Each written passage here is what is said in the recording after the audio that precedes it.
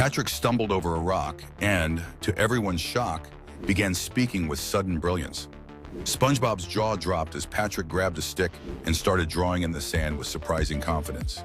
Inflation, Patrick declared, is when the prices of things like Krabby Patties go up because there's too much money but not enough patties. Imagine if Mr. Krabs handed out buckets of money to everyone, but didn't make more patties. Now everyone wants a patty, but there aren't enough, so the price goes up. He carefully drew a large sand mountain labeled money and a tiny lonely pile labeled patties. When money grows but patties don't, you need more money to buy the same patty. That's inflation. SpongeBob blinked in amazement while Squidward, overwhelmed by the sudden economic lesson, fainted dramatically in the background. Patrick continued, "If you want to stop inflation, you either make more patties or stop making so much money." He winked, brushing sand off his hands as if he'd just solved the world's biggest problem. Turning to SpongeBob, Patrick declared, "This is only phase 1. SpongeBob gulped nervously, unsure what phase 2 could possibly bring after such a mind-blowing explanation. Imagine SpongeBob, the happiest sponge under the sea, suddenly transforming into the most serious creature in Bikini Bottom. That's exactly what happens when Patrick gives him a magical touch. Instantly, SpongeBob's goofy grin fades and he whips out a clipboard, scheduling every moment of his day down to the second. Breakfast at 7 o'clock sharp, jellyfishing from 7:15 to 7:45, work at the Krusty Krab at exactly 8 o'clock, and bathroom breaks every 47 minutes. Even his laughs are scheduled. The change is so dramatic that it sends shockwaves through the entire town. Squidward is stunned when SpongeBob's clarinet appreciation session runs like clockwork, perfectly timed and precise. But the real panic starts when Mr. Krabs overhears SpongeBob say the word budget. Suddenly, Mr. Krabs is sweating bullets, terrified that his secret stash of money will be next on the list. Meanwhile, Patrick grins mischievously and whispers, "Everyone will change." The once chaotic Bikini Bottom is now ruled by order and strict schedules. And SpongeBob's friends must decide, do they miss the old carefree SpongeBob? Or is this new serious sponge here to stay? One morning beneath the waves, something extraordinary happened. Every fish in the ocean woke up wearing glasses.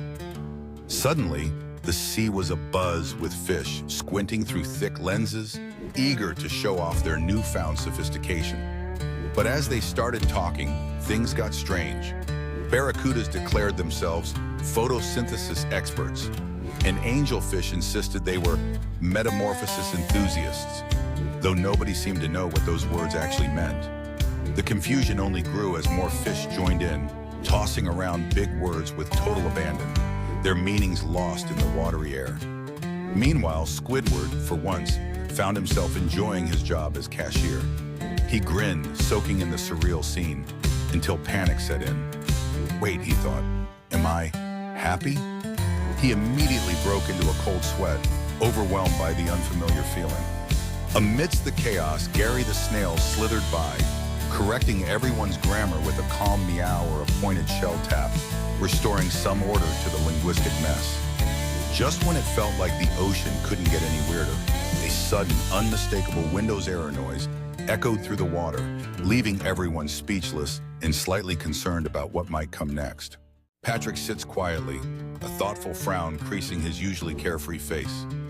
"I don't even remember how I got smart," he admits, his voice unusually slow and deliberate, as if searching for a memory that just won't come. It's as if a fog has lifted in his mind, replaced by a clarity he can't explain or fully understand. But what's even stranger, he's noticed this new sharpness is spreading, touching everything around him. SpongeBob, desperate to return to his old silly self, tries hard to act dumb again. Yet no matter how much he tries, he can't stop calculating numbers in his head or analyzing the patterns on the wall with surprising precision. His new intelligence refuses to be ignored or suppressed. "I think it's permanent," Patrick finally says, the words hanging heavy and uncertain in the air. They both realize that something fundamental has changed inside them. The world around them looks different now, sharper, more vivid, almost alive with endless possibilities.